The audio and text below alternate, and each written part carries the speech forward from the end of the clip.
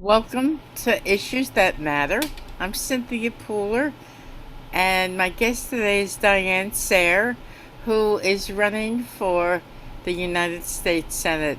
And she found herself on a very interesting list just a little while ago. And Diane wants to talk about it. So, Diane, how's everything going? Well, it's going very well, and I have to say I consider it a badge of honor to be on this list with somewhere between 72 and 78 other individuals. I say that because six people who were on the list then later disappeared from it and then they were added back, so I don't know if we're 78 or 72, but it includes a lot of very prominent individuals, and I'm just going to share my screen so you can see what it looks like. And I think I managed to translate it into English. Let's see here. Yeah, so this is translated. The Center for Countering Disinformation at the National Security and Defense Council of Ukraine. And then it's a list. Speakers who promote narratives consonant with Russian propaganda.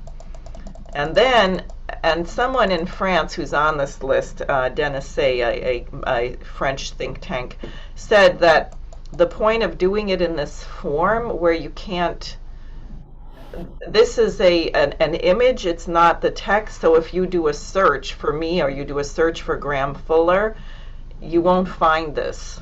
You have to cut and paste. It's very, very nasty.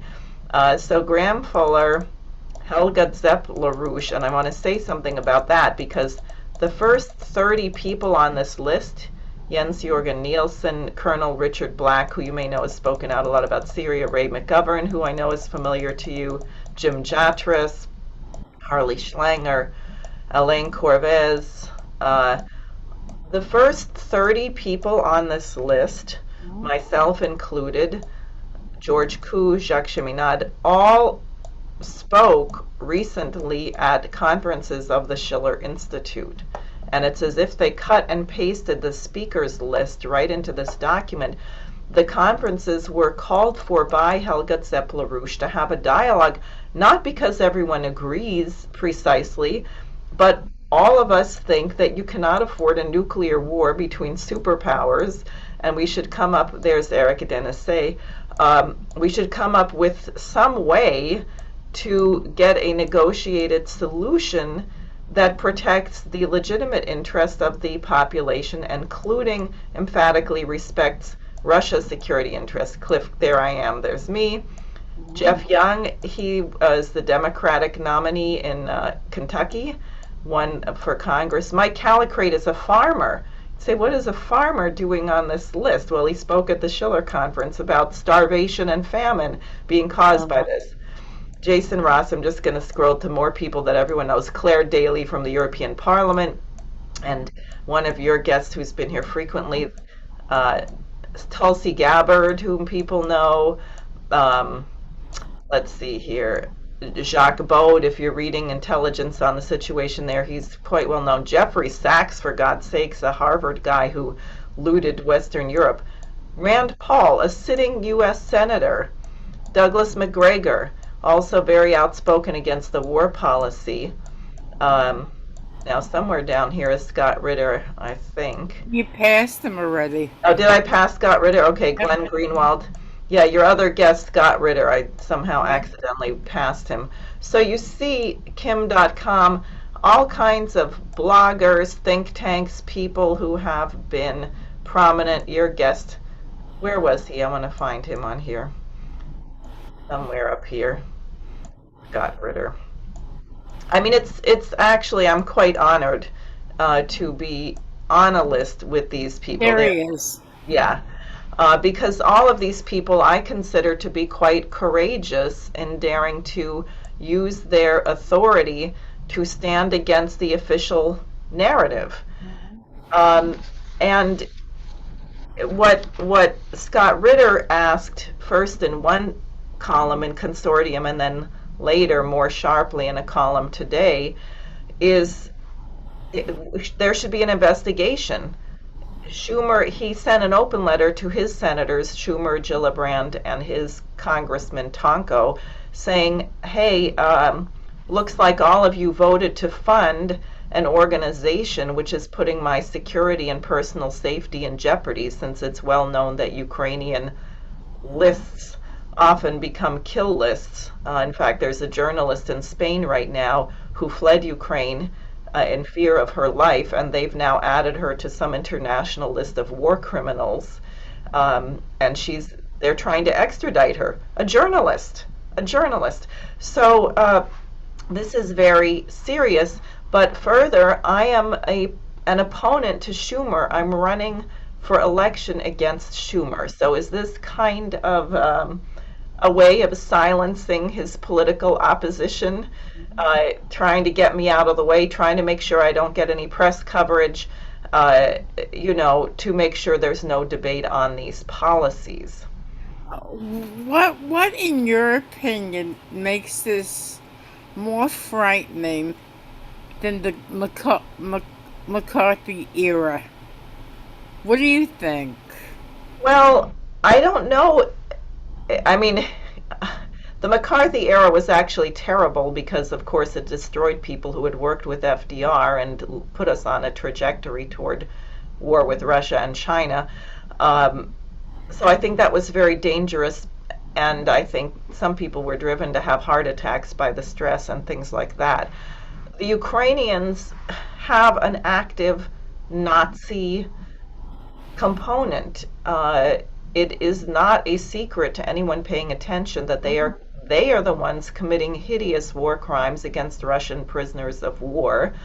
We have this incident where the prison in Donetsk just got hit, and the strike was probably directed by a U.S. manned HIMARS, where I've heard different figures. I think Scott Ritter said it was over 100 of these Azov battalion members who had been captured at Azovstal and Mariupol were killed.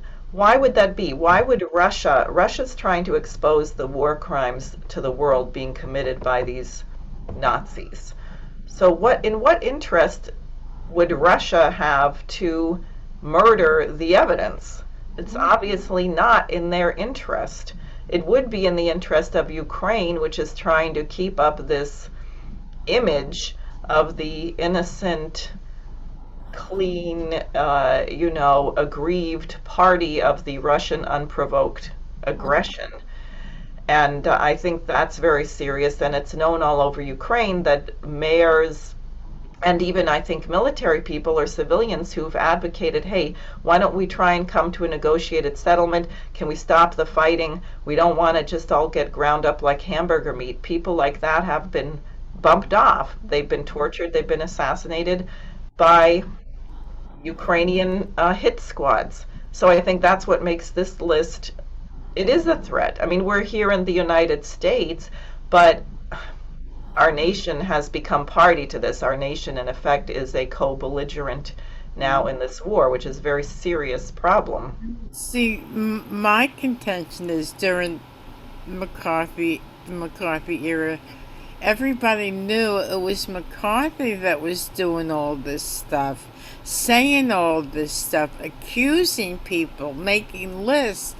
But right now, with the list that you're on, nobody really knows who these people are. And I want to bring to light one important person on there that I think should be, talked about in this conversation.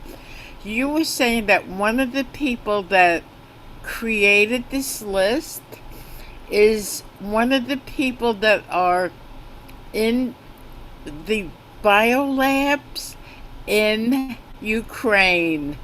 I think that's so frightening. Can you talk a little bit about that? I don't know more. We have to investigate, but I'm going to screen share again to show you what I'm referring to, the organization here. This is again translated into English. Andriy Shapovalov is currently the head of this Center for Countering Disinformation. This is a big conference they had July 14th when they came up with this hit list. And they say representatives discussed Ukraine, blah, blah, blah. information terrorists should know that they will have to answer to law as war criminals, which is pretty unbelievable. And then they say the organizers of the round table were the National Security Service Academy, the U.S. Civilian Research and Development Fund, the NGO International Academy of Information, and the event was held with the support of the U.S. State Department. So that's right there on their website. So I just went and looked up the U.S. Civilian Research and Development Fund and discovered, I can't remember her name right now, the woman who is the head of that has a very interesting background, including that she was both at the Henry Jackson Foundation and at Metabiota, which I believe is the pharmaceutical company that Hunter Biden was involved with. So, you know, I don't know more, but I think this is the thing they were very upset with Tulsi Gabbard about, that she brought up the bioweapons laboratories. And as you know, Victoria Nuland admitted as much under oath that there are such, she called them bio research facilities. My understanding is, I think now they're admitting that there's 46 of them. Right. Yeah, and I mean, and I also read somewhere, and I can't tell you where, so, but apparently they were engaged, some of these companies were doing something in Indonesia, and Indonesia threw them out. And they ended Through up, what? got rid of them, expelled them Oh, from okay. Indonesia, and they got set up in Ukraine. I mean, unfortunately, it's known that the United States has a practice of farming out activity that would be illegal in this country to other nations. Also, I understand, I think from one of the Russian releases, and they are carefully documenting what they're finding, that these so-called laboratories were doing experiments on Ukrainian soldiers, which sent 400 of them to the hospital, and which 20 of them died. I think it really should be investigated. I know China has been very insistent at the UN that there should be an investigation into what's going on at these facilities, and the United States has been very silent about it. Wow.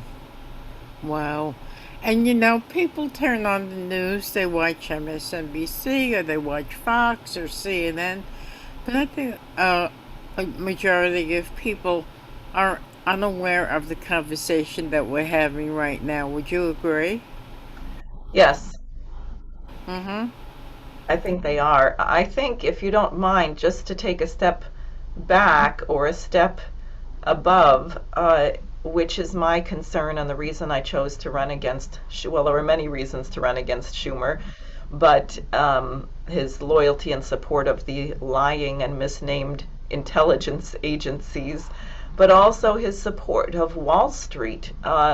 Because, look, we have this bubble of derivatives obligations sitting in the City of London. You have a conglomeration of mega banks, too big to fail and too big to jail, who have been bailed out repeatedly, causing hyperinflation. Everyone likes to blame Putin, but it's been this policy of printing money nonstop.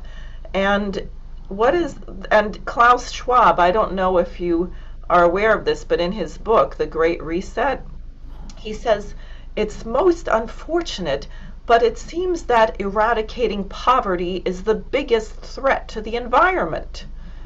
So yeah, so they've declared war on the population. So China, which has basically eliminated extreme poverty over, a couple of decades or so, a very concerted effort to do this, is one of their major targets, as is Russia for different reasons, and frankly, as is the United States. Not if we act like the cat's paw for these Wall Street banks, but, Mark Carney, when he was the head of the Bank of England, and now he's the head of the Green something or other, I forget what, at the UN, when he was at Jackson Hole, Wyoming, as the head of the Bank of England, meeting with central bankers in 2019, he actually said, we need regime change.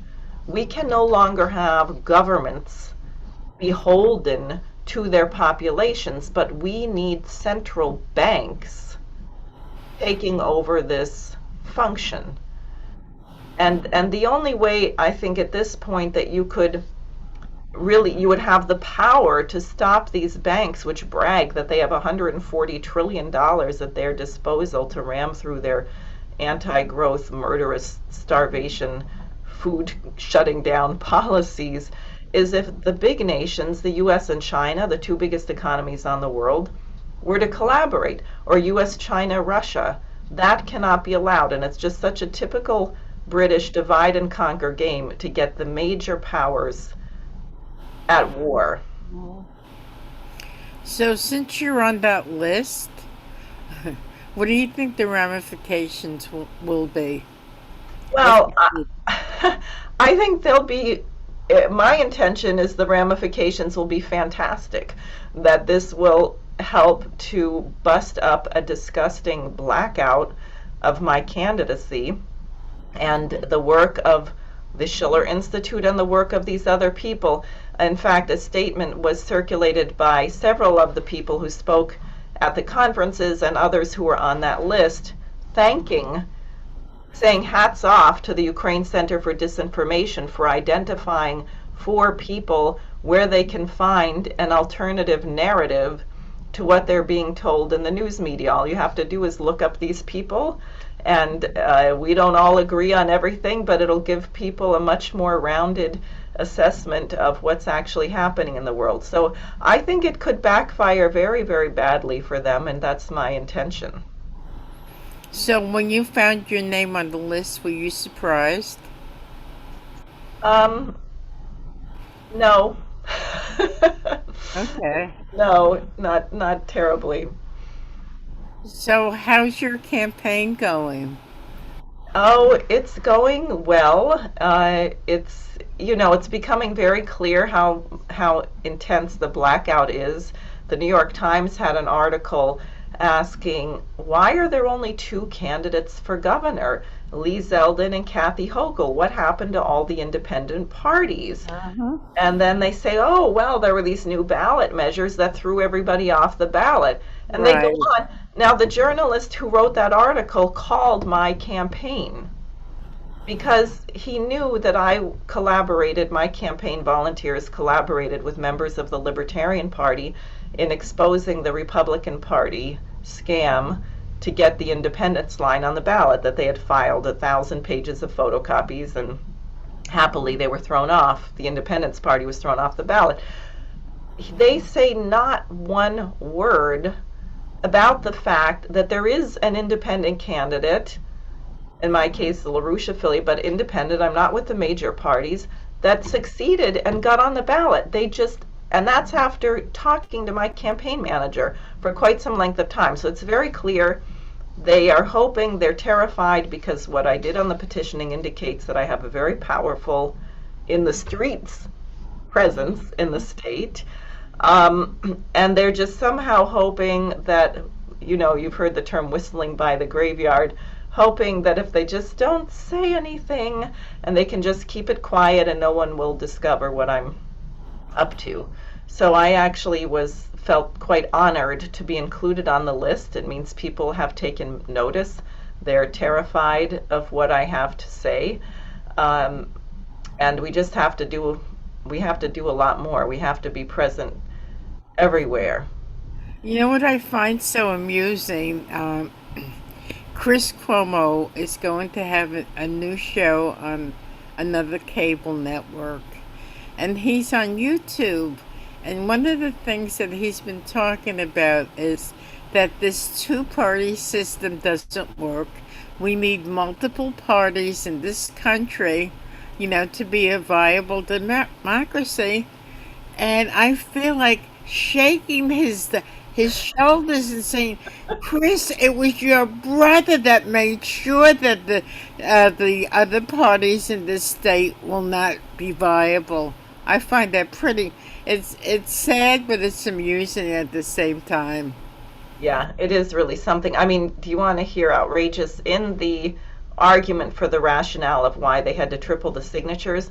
They not only said that you had to prove that you were viable, they said we don't want matching funds to go to people who don't represent the opinion of the majority. Wow. I mean, they just admit you're not allowed to have an alternative voice. Wow. Wow. So I think as of this recording, there's like 98 days until Election Day.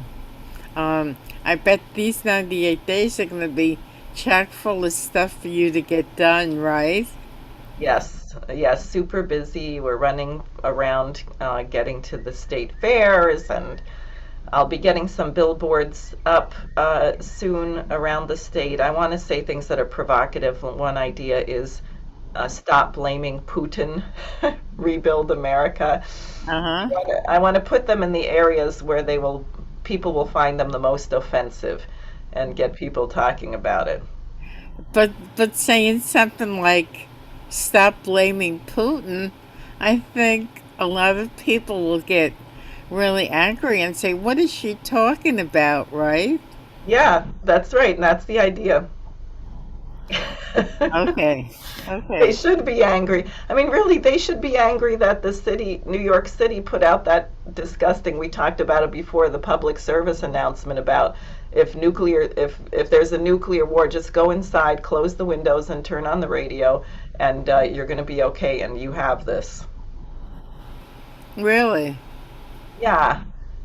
Have you Wow. not seen this? There's an No. actual Oh my goodness. There's an official, the City of New York Department of Emergency Management released a video, I think it's about a minute and a half, it's very short, on what to do in the event there's a nuclear strike on New York City. God. I'm not kidding. And they have this young woman in Harlem, it looks like she, walking around saying, beautiful brownstones behind her, and saying, so a nuclear war, we've been hit by a nuclear bomb. Don't ask me how it happened, but it happened. And I'm going to tell you some measures that you have to take. First of all, go inside. God. Don't stay in your car. Don't sit in your car. Go inside, close the windows. And then this is the funniest one. If you happen to be outside when the blast occurred, get inside and take off your contaminated clothing. Oh my God. Wow. But why are they doing this? And Mayor Adams defended this crazy thing. I can only think they want to lower the threshold for where it becomes something that people can discuss as, oh, yeah, well, we have to consider maybe we've got to drop a nuclear bomb somewhere. I mean, it's so bad and so dangerous. So I'm sure that we will talk again before November. So if somebody wants to um, work on your campaign, be a volunteer, contribute money, how could they do so? They can go to sareforsenate.com, and that's SAREFOR Senate.com. And the number for the campaign headquarters is 646-328-1932. That's how they can reach me. Okay. Thank you, Diane. You've been listening to Diane Sare. I'm Cynthia Pooler. This is Issues That Matter. And if you like this show, please subscribe to my YouTube channel. Thanks, Diane. We'll talk again. Thank you, everybody, for listening. Have a great day. Thank you.